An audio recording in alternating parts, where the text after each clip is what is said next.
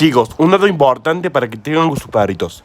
Es importante siempre castrarlos porque si no los castras a tiempo, se ponen agresivos, se ponen malos. Y yo se lo quiero dejar como consejo que siempre hay que castrarlo porque aunque ellos sufran algún día, eso les beneficia para ellos y bueno, y ayuda mucho a que estén bien. A nosotros la castramos y está de 10. Lo que sí, bueno, si quieren que tengan perritos, que los tengan rápido, pero luego hay que castrarlos, porque es peligroso para ellos.